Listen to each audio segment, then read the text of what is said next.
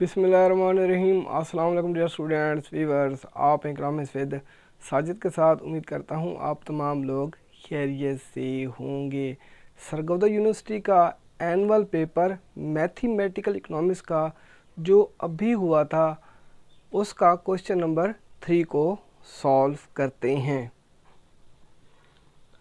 Find equilibrium price, equilibrium quantity, elasticity of demand and elasticity of supply.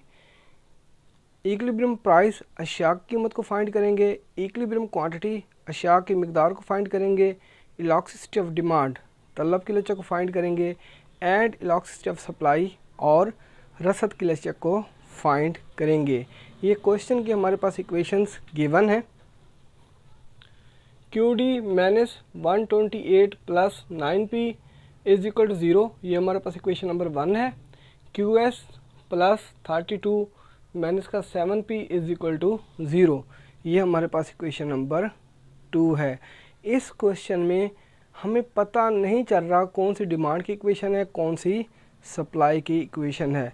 पहले demand की equation बनाते हैं। अगर प्राइस या उसके कोफिशिएंट के साथ माइनस का साइन हो तो वो हमारे पास डिमांड की इक्वेशन होती है, क्योंकि प्राइस का डिमांड के साथ नेगेटिव ताल्लुक़ पाया जाता है या डिमांड का प्राइस के साथ नेगेटिव ताल्लुक़ पाया जाता है।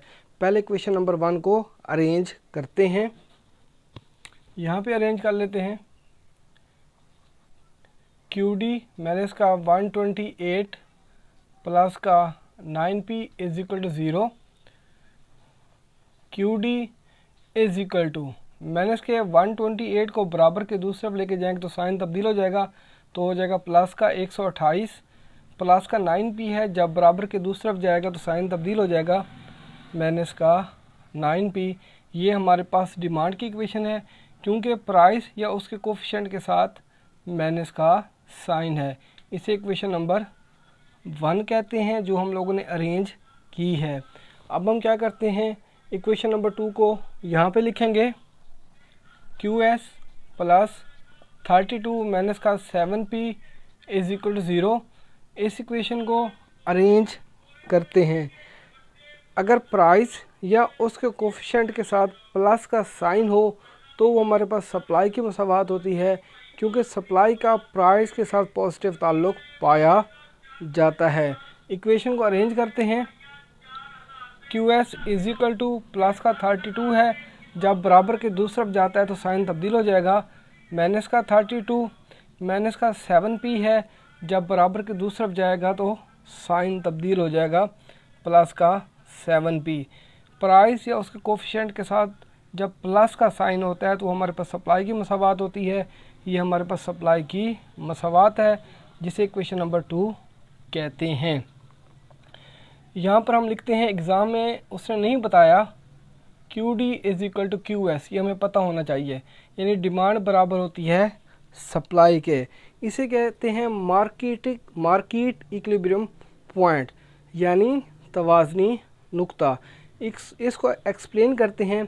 मंडी के तवाज़ुन से मुराद ऐसी सूरत हाल है जब किसी ख़ास कीमत पर तलब और रसद आपस में बराबर हो जाए, वहाँ पर मंडी का तवाज़ुन कायम हो जाता है। अब हम इस क्वेश्चन को न्यूमेरिकली सॉल्व करते हैं। QD की जगह उसकी वैल्यू को पुट कर देंगे। ये वाली स्टेटमेंट यहाँ पे लिखेंगे। 128 माइनस का 9P बराबर QS की ये जो स्टेटमेंट है, ये जो इक्वेशन है जो अरेंज की है, यहाँ पे लिखेंगे माइनस का 32 प्लस का 7P। अब हम लोग क्या करते हैं, प्राइस वाली वैल्यूज़ को उठा के बराबर के दूसरी तरफ लेके आएंगे तो साइन तब्दील हो जाता है। माइनस का 9P प्लस का 7P है, जब बराबर के दूसरी तरफ जाएगा तो साइन तब्दील हो जाएगा माइनस का 7P is equal to minus का 32। कांस्टेंट वैल्यू को उठा के बराबर के दूसरी तरफ लेके जाएंगे तो साइन तब्दील हो जाएगा। जो वैल्यू पॉजिटिव है वो नेगेटिव हो जाएगी, जो वैल्यू नेगेटिव है वो पॉजिटिव हो जाएगी। माइनस का ये प्लस का 128 है, जब बराबर के दूसरी तरफ जाएगा तो साइन तब्दील हो जाएगा माइनस का 128 प्लस का माइनस का 9P और माइनस का 7P। इन दोनों को जमा करेंगे, अलामत माइनस की आएगी, माइनस का 16p is equal to minus का 32 और माइनस का 128। इन दोनों को जमा करेंगे, अलामत माइनस की आएगी, तो माइनस का आता है 160। ये माइनस से माइनस कट जाएगा। 16p is equal to 160, p is equal to 160 over 16 बट्टे के नीचे आ जाएगा। p इज इक्वल टू 160 को 16 पे डिवाइड करेंगे तो प्राइस हमारे पास आती है 10। अच्छा, ये हम लोगों ने जो प्राइस फाइंड की है, हमें एग्ज़ाम में कैसे पता चलेगा कि ये जो प्राइस फाइंड की है ठीक है या गलत है? प्राइस को डिमांड की इक्वेशन में पुट करेंगे और सप्लाई की इक्वेशन में पुट करेंगे। डिमांड और सप्लाई का आंसर सेम आना चाहिए। अगर डिमांड और सप्लाई का आंसर एक जैसा आता है यानी सेम आता है तो इसका मतलब ये है कि जो हम लोगों ने प्राइस फाइंड किया है वो ठीक है। अगर डिमांड और सप्लाई का आंसर सेम नहीं आता तो इसका मतलब ये है जो प्राइस फाइंड किया वो गलत है, यानी सारा क्वेश्चन गलत है। अब हम लोग चेक करते हैं। P को डिमांड इक्वेशन में पुट करते हैं, इक्वेशन नंबर 1 में पुट करते हैं जो हम लोगों ने अरेंज की थी। यहाँ पे लिखते हैं QD is equal to 128 minus का 9p। QD is equal to 128 minus का 9p। P की जगह 10 को पुट कर देंगे यहाँ पे 10।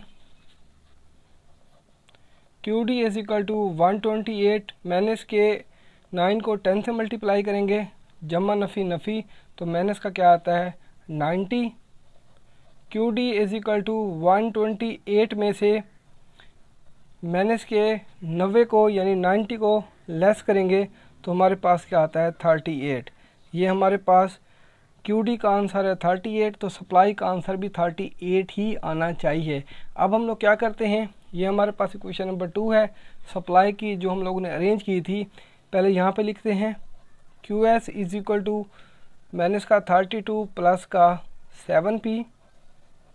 QS is equal to minus का 32 प्लस का 7p। P की जगह 10 को P की जगह पुट कर देंगे, 10 इधर आ जाएगा। QS is equal to minus का 32 प्लस के 7 को 10 से मल्टीप्लाई करेंगे तो प्लस का आता है 70। QS is equal two plus के 70 में से माइनस के 32 को लेस करेंगे तो हमारे पास 38 आता है, 38 आता है। इसका मतलब ये है यहाँ तक हमारा क्वेश्चन ठीक है। प्राइस 10 है, डिमांड की वैल्यू 38 है और सप्लाई की वैल्यू 38 है। यहाँ तक हमारा क्वेश्चन ठीक है।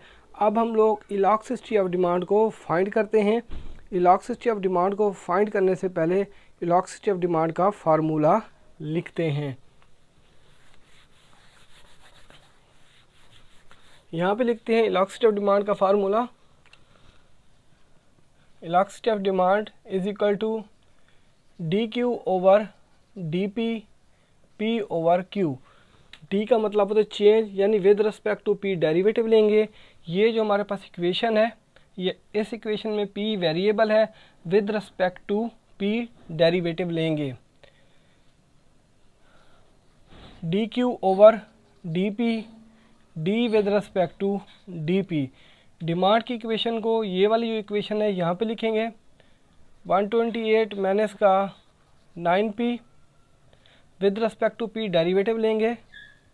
DQ over DP is equal to 128, ये कांस्टेंट वैल्यू है, जो वैल्यू कांस्टेंट होती है वो 0। P का कोफिशिएंट क्या है माइनस का 9, तो माइनस का 9 आ जाएगा। DQ over DP is equal to, तो हमारे पास क्या आता है माइनस का 9। ये जो हम लोगों ने डेरिवेटिव लिए है तो उसका आंसर क्या आता है माइनस का 9। अब हम लोग क्या करते हैं, इलास्टिसिटी ऑफ डिमांड को फाइंड करते हैं। तमाम वैल्यूज़ को फार्मूले के अंदर पुट कर देंगे। यहाँ पे लिखते हैं elasticity of demand is equal to DQ over DP P over Q। Elasticity of demand is equal to DQ over DP का आंसर हमारे पास क्या है माइनस का 9, तो इसकी जगह माइनस के 9 को पुट कर देंगे। P प्राइस हमारे पास क्या थी 10, तो यहाँ पे 10 को पुट कर देंगे। Q क्वांटिटी हम लोगों ने क्या फाइंड की थी 38, तो यहाँ पे 38 को पुट कर देंगे। Elasticity of demand is equal to minus के 9 को 10 से मल्टीप्लाई करेंगे, जमा नफ़ी नफ़ी, तो माइनस का क्या आता है 90 divided by 38 elasticity of demand is equal to, मैंने इसके 90 को 38 पे डिवाइड करेंगे तो मैंने इसका आता है 2.86। आंसर 1 से ज़्यादा है तो elasticity of demand is greater than 2 unity. तो यहाँ पे लिखेंगे sample elasticity of demand is greater than 2 unity, यानी इलास्टिसिटी ऑफ डिमांड का जो आंसर है इकाई से ज़्यादा है। अब हम लोग क्या करते हैं, इलास्टिसिटी ऑफ सप्लाई को फाइंड करते हैं। इलास्टिसिटी ऑफ सप्लाई को फाइंड करने से पहले इलास्टिसिटी ऑफ सप्लाई का फार्मूला लिखेंगे। जस्ट यहाँ पे क्या करना है, यहाँ पे एस लगा देंगे। Elasticity of supply is equal to, बकाया फार्मूला सेम रहेगा।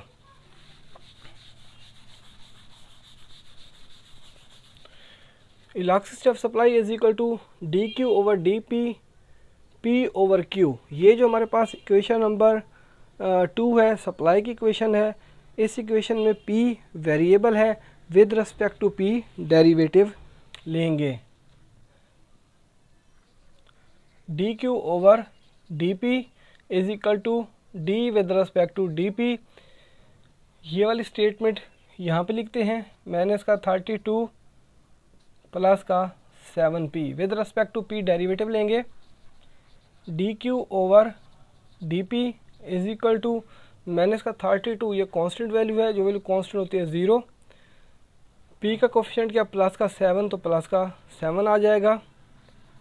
D Q over D P is equal to, तो यहाँ पे हमारे पास क्या आता है, प्लस का 7। अब हम लोग क्या करते हैं, इन तमाम वैल्यूज़ को इलास्टिसिटी ऑफ सप्लाई के फार्मूले में पुट करेंगे। यहाँ पे फार्मूला लिखते हैं again, elasticity of supply is equal to D Q over D P, P over Q. Elasticity of supply is equal to D Q over D P का answer हमारे पास क्या है, 7, तो यहाँ पे 7 पुट कर देंगे। प्राइस जो हम लोगों ने फाइंड की थी वो 10 थी, तो P की जगह 10 को पुट कर देंगे।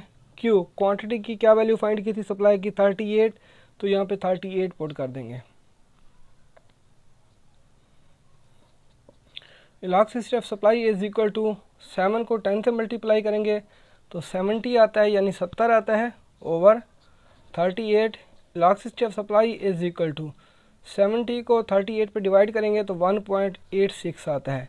आंसर 1 से ज़्यादा है तो सैम्पल के साथ जवाब लिखेंगे, elasticity of supply is greater than 2 unity, यानी इलास्टिसिटी ऑफ सप्लाई का आंसर क्या है, इकाई से ज़्यादा है। व्यूअर्स, आप लोगों से रिक्वेस्ट है, मेरे चैनल को सब्सक्राइब कर दिया करो यार, और वीडियो को आप लोग लाइक किया करें, ये हमारे लिए अप्रिसिएशन होती है। और अपने दोस्तों के साथ वीडियो को शेयर भी किया करें और कमेंट्स भी किया करें। Thank you.